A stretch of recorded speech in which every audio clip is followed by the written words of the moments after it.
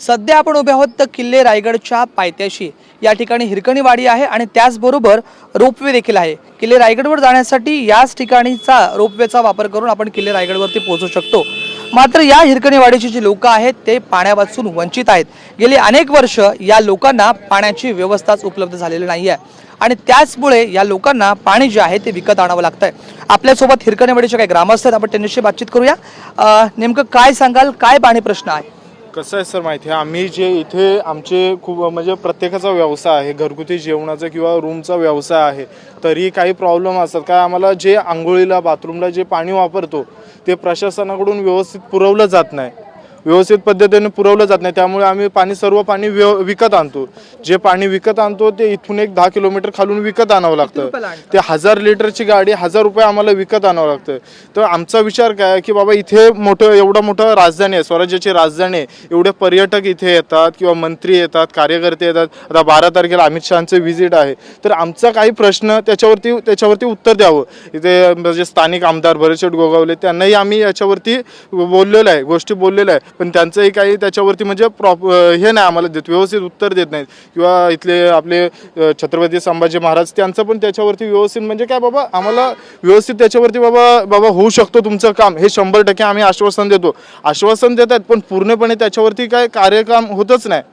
असं म्हणजे प्रत्येकाला आता लहान मुलांना आहे ना अभ्यास करायचा का त्यांनी पाणी भरायचं, आता घरात जर पाणी नसेल तर ते पाणी आणायचं का त्यांनी अभ्यास करायचा, कसं काय करायचं हा विचार पडतो। म्हणजे लहान मुलं पाणी डोक्यावरती आणणार आणि अभ्यास कधी करायचं, कसं काय करायचं, डोक्यावरती पाणी आणायचं आणि घर कसं चालवायचं। 1000 लिटर पाणी 1000 रुपयाने विकत आणायचं आणि ते घर कसं चालवायचं। एखाद्याचा जर व्यवसायच नसेल त्यांनी घर कसं चालवायचं। बरोबर आहे। अजित, तुम्ही काय सांगाल पाणी प्रश्नासाठी? कुठे जातं पाणी आणायला लागतं? सांगा तुम्ही, बोला। पाणी आणायला कुठे जायला लागतंय? लांब जायला लागतंय बाबा, डोकीवर घेऊन। आम्हाला काय डोकीवर पाणी येते काय? आपण पाहू शकतो या ठिकाणी वयस्कर महिला आहेत, काही महिला आहेत, पुरुष आहेत, लहान मुलं आहेत, यांना देखील पाण्यासाठी मोठा संघर्ष करावा लागतोय। काय सांगाल मावशी तुम्ही? आम्हाला फक्त पाण्याचं हे सुटलं पाहिजे। आम्ही पाण्यासाठी खूप प्रयत्न करताय पण टेन्शन पण उन्हात तानात नाही, कारण आम्हाला कमीत कमी गाडीने पाणी आम्हाला झऱ्याचं पाणी तर आमच्या औक्षाला माहिती नाही, कारण गडद पाणी आणण्यासाठी कुठे जायला लागतं? काय संघर्ष? अहो कमी 3-4 किलोमीटर वरती लांबीला जायला लागते। असं म्हणजे कसं इथं आता आम्ही पर्यटक घरगुती खानावलं आहे, म्हणजे आम्ही जेवण देतो, ते 4 माणसं जेवण द्यायचं की पाणी भरायचं की विकत पाणी 1000 रुपयाचं पाणी 1000 रुपयाला भेटतो। 2 रूम असतात त्याच्यामध्ये किती पाण्यामागच पैसे जातात निघून। 1000 रुपयामध्ये किती पाणी मिळेल? 1000 लिटर पाणी भेटतो। 1000 लिटर पाणी आपण एकंदरीत पाहू शकतो। या राज्यामध्ये, या देशामध्ये जलजीवन मिशन योजना पंतप्रधान मोदी यांनी आणली होती की जेणेकरून वाडी वस्तीवरती पाणी जे आहे ते पोचलं पाहिजे होतं।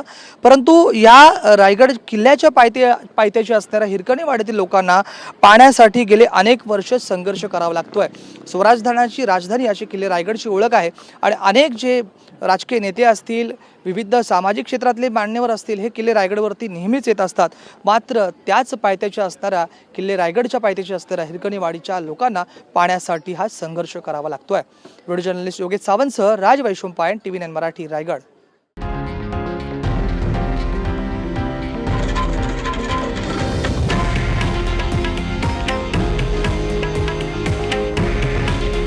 हे आहे देशातील नंबर 1 न्यूज नेटवर्क आणि आपण पाहत आहात TV9 मराठी।